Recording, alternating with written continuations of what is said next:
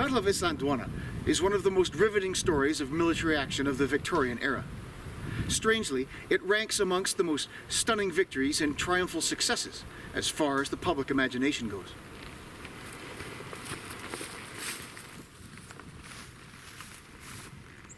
Perhaps the interest in this battle lies not only because it was a stunning victory for the Zulu army and a crushing defeat for the British, but also because of a dearth of information regarding the details of how the battle was conducted.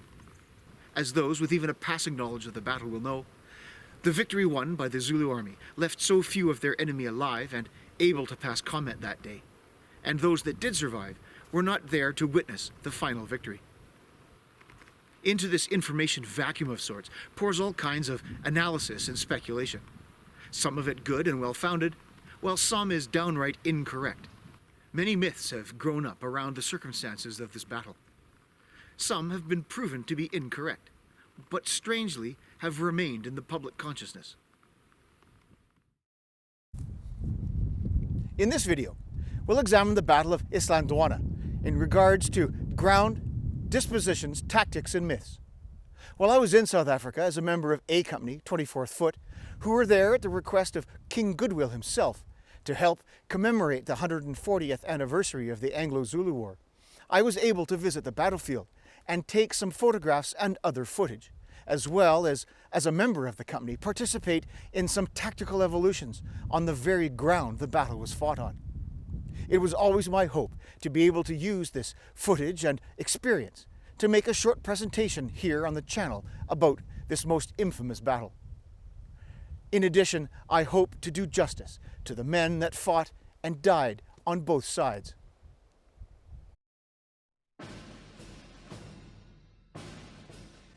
Before we carry on with this presentation, I might remind viewers that this is in fact the third part in the South Africa series, and if you haven't already, you might watch parts 1 and 2 first. These videos will give an outline of our trip, as well give important details regarding the kit and organization of the British Army of the 1870s, which will place some of the details discussed here in better context. The British Army had been fighting in South Africa off and on ever since Great Britain took the Cape Colony from the Dutch for the final time in 1814. There had been 9 frontier wars, beginning in the late 1700s, involving the Dutch settlers, and the last of these had come to a conclusion in 1878. During this last outbreak, the British Army had solidified its tactics and successfully overpowered the Xhosa tribes it opposed. Recollections of this fighting and the confidence gained by the victory in the 9th Frontier War would go on to shape attitudes and tactics as a new year and a new war loomed. Expansion and the desire for influence would see, in 1879, a clash of empires that would ultimately be decisive, but would also contain aspects that would take the notion of colonial warfare and turn it on its head. The Zulu kingdom had established itself over many years in a rich, scenic part of southern Africa through their own migrations and wars. They had developed a sophisticated military system of mobilization and battlefield tactics. In the context of the era, it was only a matter of time before these two great powers came to blows. The prelude to war began with a somewhat dubious political build-up, which culminated in a rather impossible ultimatum put to the Zulus. The hour passed, and the plan for what has become known as the First Invasion was put in motion.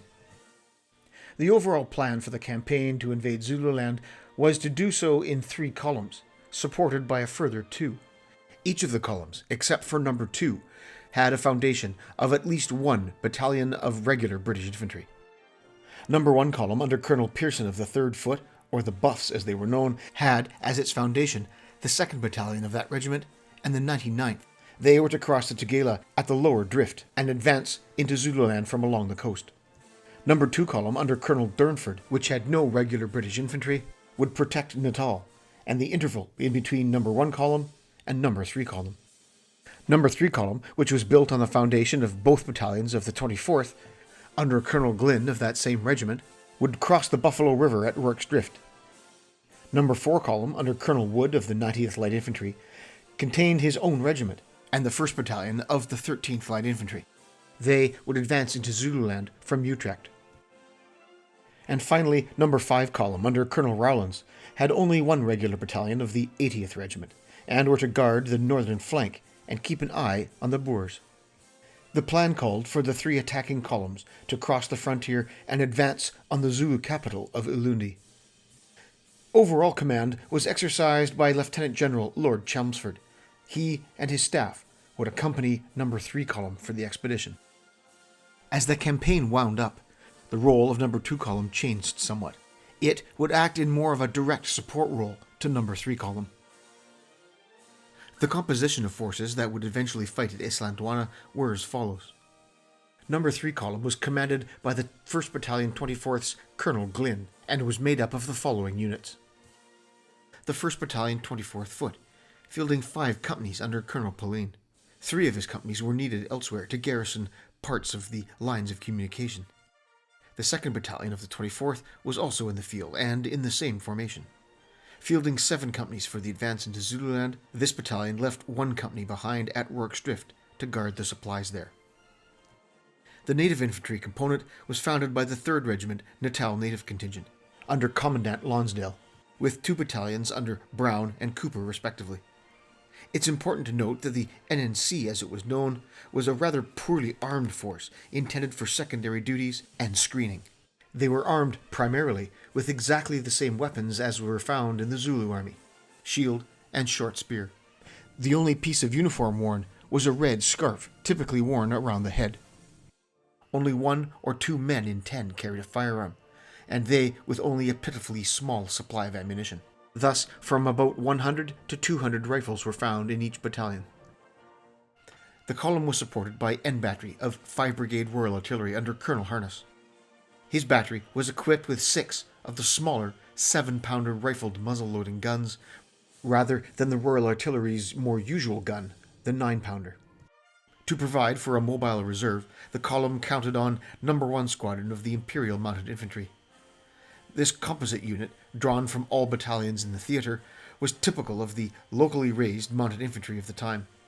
Regular battalions would contribute men to form such squadrons for the duration of hostilities, after which they would return to their units. This squadron was augmented by a detachment of the Natal Mounted Police, a regular organization in the same vein as all colonial constabularies, and more of a military force than the crime-fighting and ticket-writing body that we may think of today.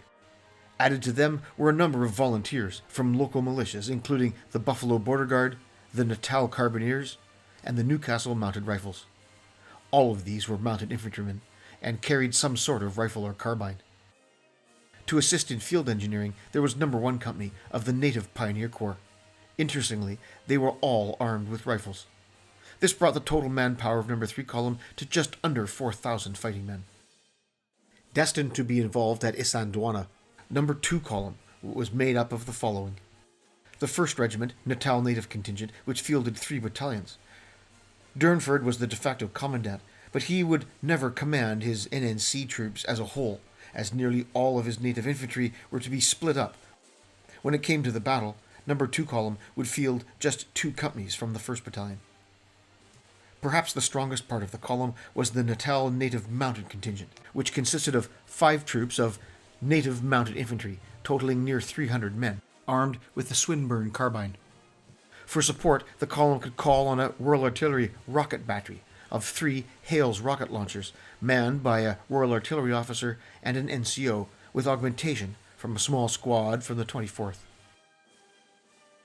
The Zulu forces destined to be active at Isandlwana were drawn from various regiments of Kechewayo's army. The regiments of the Zulu army were made up of mobilized males, generally segregated by age, from across the kingdom. The forces sent to confront No. 3 Column consisted of some 12 regiments, divided into the customary horns and chest, or wings and center, of Zulu battlefield tactics. This was combined with a reserve. The Undi Corps would be left out of the action at Isandlwana, but would take on another task. Somewhat contrary to the king's orders, they would cross the Buffalo River into Natal and attack the mission station at Rorke's Drift. In the lead-up to the war, they had speedily concentrated at Ulundi. From there, they had made their way west to confront the invading British. They were armed primarily with their traditional weapons and accoutrements. short spears, and a shield. Perhaps surprising to some, firearms proliferated. The king had made efforts to increase the availability of firearms to his armies, and although a great many of them were muzzle-loading versions, firing sometimes ad hoc projectiles, gunfire would be an unwelcome feature of the fighting when facing the Zulus. The Zulu army not only used firearms, but also had a healthy respect for them. Despite being primarily focused on coming to grips in close combat, a tactic that relies on mass and gravity to carry an attack, the Zulu army showed itself adept at maneuver in the face of modern firearms. They proved this by their demonstration of the use of extended order formations to limit casualties, and wily schemes of quick rushes from cover to cover. They weren't completely invulnerable, of course, and despite their surprisingly nuanced tactical approach to battle, they still needed to press the attack in large numbers to make their spear and shield tactics effective. As this video deals with the Battle of Isandlwana, necessarily it's the operations of number 3 and number 2 column we have to examine. The column assembled at Help-Makar in the days leading up to the expiry of the ultimatum, and as this date drew nearer without any kind of correspondence from the Zulus, the column moved towards the Buffalo River, which marked the frontier, and established a camp on the near side at Rorke's Drift. As the ultimatum expired, dawn on the 11th of January saw the beginning of the Anglo-Zulu War. The first elements made their way across the swollen river by pont and on foot, and began the painfully slow process of moving the army into Zululand. Transport was provided by civilian hired wagons pulled by oxen, an inefficient method at the best of times. Piloting these heavy vehicles were the drivers, assisted by their voorlopers. The advance of these heavy vehicles was painfully slow. A camp was established on the Zulu side of the river, and the mission station at Rorke's Drift was turned into a supply depot. There, B Company of the 2nd Battalion 24th was left to guard it. Minor operations were carried out to clear the high ground on the Zulu side of the river, and when that had been successfully completed, the column pushed southeast towards its next campsite at Isandlwana. The Zulu army was also on the move. King Cetshwayo had dispatched a sizable force, numbering some 25 to 30,000 men. They had left on the 17th of January. By the evening of the 20th of January, the camp at Isandlwana had been established, and with that, the stage was set for one of military history's greatest episodes. As with the analysis of any battle, attention must first be paid to the ground.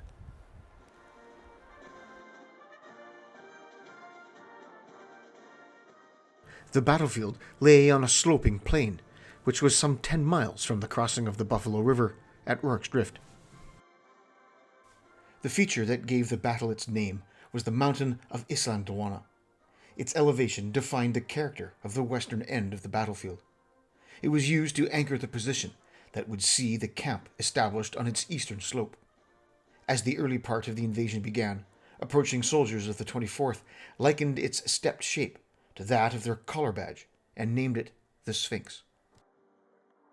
Apart from the obvious prominence of Isandlwana proper, the most tactically important feature of the battlefield was a long, low rise that ran along the northern edge of the battlefield, the Inyoni Ridge. It had unto itself a number of important features. In the west, the ridge terminated in a long, low spur whose western end overlooked the Manzamyama River valley below. East of this, the ground rose to a high point known as the Mkweni Hill. This dominated the central portion of the ridge. The eastern end of the ridge was marked by the feature known as Itutsi. This overlooked the eastern extremities of the plain. Situated nearby, slightly south, and standing alone conspicuously on the plain, was the conical hill of Amatuchain. An important aspect of this eastern area of the Inyoni Ridge was next to Itutsi, and north of Amatuchain, where the line of the ridge swung north.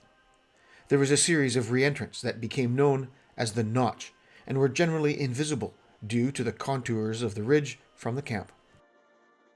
As the camera pans over the Notch, we can see in the distance the direction from which the Zulu army made its approach to the camp. As this shot continues, we can see the extent of the ridge and the ground behind it. We can also see the dominance of the Mkwene Hill over the surrounding ground to the north, and the long spur, now covered in brush, extending to the west. Running across the bottom of the Inyoni Ridge, and across the front of Amatuchain, was the Niogane Donga, at the time of the battle a relatively dry watercourse. This marked the lowest ground in the immediate vicinity of the camp, as the ground rose gently and carried away to the east from there. About halfway between the Niogane Donga and the mountain was a second donga, roughly parallel to the former. Due south of Isandlwana was another lower feature, a rocky hill known as Malabamkosi. This formed a saddle or neck between the two. The wagon road from Rourke's Drift ran through this neck, and this formed the main supply route of the column. Here, a map showing the main features of the battlefield puts it all into perspective. The shapes just to the east of Isandlwana are the various parts of the camp, a subject that will be covered next. The column established a camp on the eastern slopes of the mountain. The camp was divided along unit lines on a layout as follows. To the south, alone along that side of the wagon road, was the camp of the 1st Battalion, 24th Foot, fielding 5 companies. Moving north was the camp of the Mounted Infantry, the Natal Mounted Police, and the Volunteer Corps. The Royal Artillery were next, with their 6 7-pounder guns. Next was the 2nd Battalion, 24th Foot, fielding 7 companies. At the north end of the camp were the locations of the 1st and 2nd Battalions of the 3rd Regiment Natal Native Contingent. Of particular note was the use of small brushwood shelters instead of tents by the native troops. The HQ element of the column was camped on the uphill side, and the wagons of the column transport were parked slightly to the rear in the saddle. Next to the transport was a small collection of tents that did duty as the hospital. Visually, the camp consisted predominantly of the ubiquitous white canvas bell tent, with a few larger marquees for the officers' mess, orderly room clerks, and the like. Arranged in neat rows, the entire camp covered about 1,000 yards across the bottom of the mountain. The camp very much was intended to be temporary, a mere stepping stone on the advance into Zululand. Little did its occupants know that for many, they'd go no further. There were no fortifications in or around the camp. The camp was protected only by the pickets, who would be positioned at intervals around the camp, and the vedettes of the mountain contingents occupying prominent high features farther afield. These arrangements were as follows. The mounted volunteers, supplying the outer ring of vedettes, were positioned on the Tahalini Spur, the Mkwene Hill, above the Notch, and on Itutsi. These were augmented by further positions farther to the east. The vedette commander would take up a position on Amatuchain. With the vedettes positioned along the high ground to the north, the ground behind the Inyoni Ridge could be picketed for enemy movement. As well, those positioned in the east could report on enemy movements from that direction.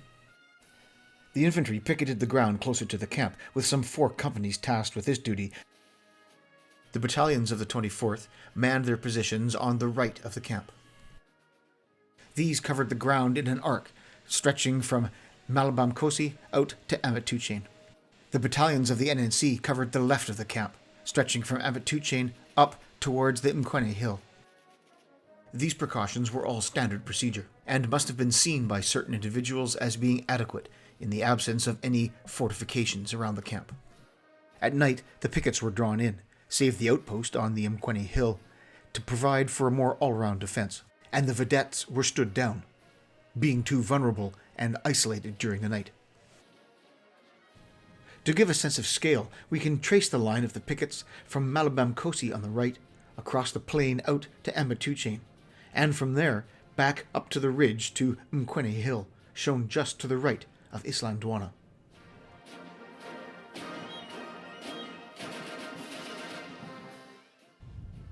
With the camp established, Chelmsford looked to his next move. He had noticed a series of low hills to the southeast. These gave him concern, as if the main Zulu army or even a portion of it lay there, they would prove to be a distinct threat to his right flank as he advanced to the east, towards Ulundi. In keeping with this concept, Chelmsford sent the majority of Lonsdale's 3rd NNC. Both the 1st Battalion under Brown and the 2nd Battalion under Cooper fielded 8 companies for the mission. A sizable chunk of the Natal Mounted Police and the Volunteers, both under Dartnell, would also accompany. They would head southeast towards the Mangeni River and Gorge.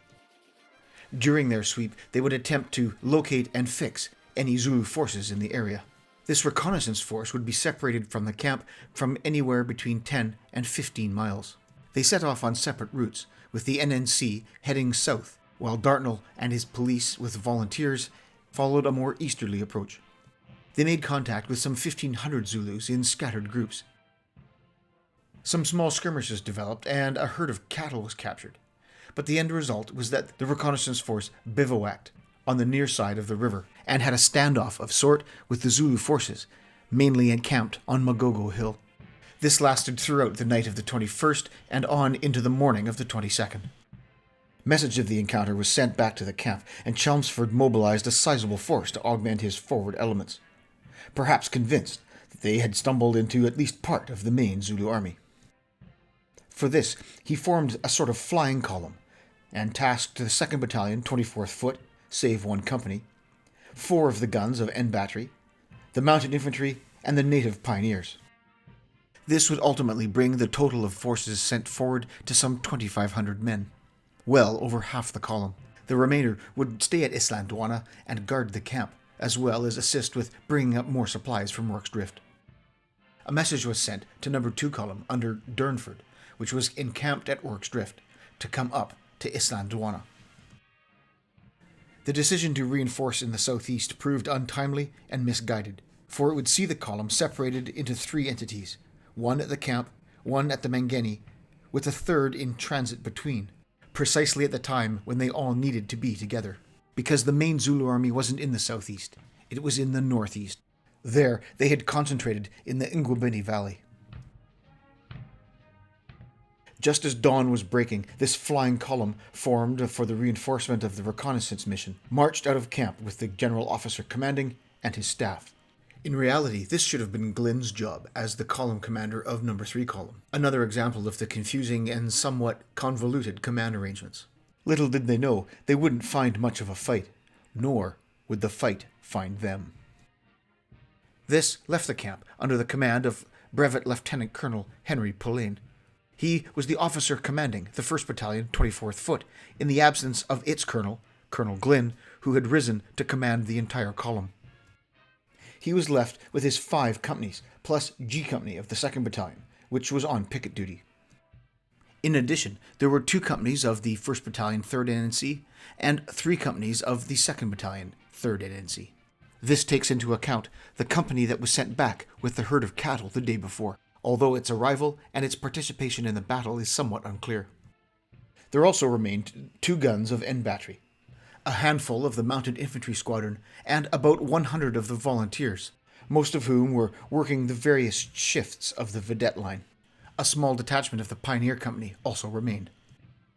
The morning of the 22nd saw the reconnaissance force of the 2 NNC battalions, with the mounted police and volunteers, and the newly arrived squadron of mounted infantry, conduct a push into the nearby hills to the east. What little contact there was primarily found by Dartnell and the mounted police as they crossed the Mangeni stream. The NNC cleared Magogo Hill with little incident. Further eastward efforts revealed the Zulus had withdrawn to Isiphazi Hill. By this time, the leading companies of the 2nd Battalion, 24th, were beginning their final approach to the area. It became clear that this was not the main Zulu army, or even a large part of it. The remainder of the flying column, the companies of the 2nd Battalion and the guns, were still in transit. The morning at the Mangeni had been busy, but certainly not decisive. In retrospect, it appears that Chelmsford had allowed himself to fall down a rabbit hole of sorts. Anxious to prosecute his campaign, he had, in essence, taken command of No. 3 Column from Colonel Glyn, and had perhaps hastily pushed forward the greater share of his forces in an effort to defeat the Zulus before knowing where they actually were. Perhaps befuddled and frustrated with the outcome at the Mangeni so far, he settled down near 11 o'clock and made a decision to advance the column to his position. He was obviously very focused on forward movement, and perhaps wasn't making the most appropriate tactical decisions at the time, as some time before, a galloper had arrived from the camp, bearing a message from Colonel Polaine.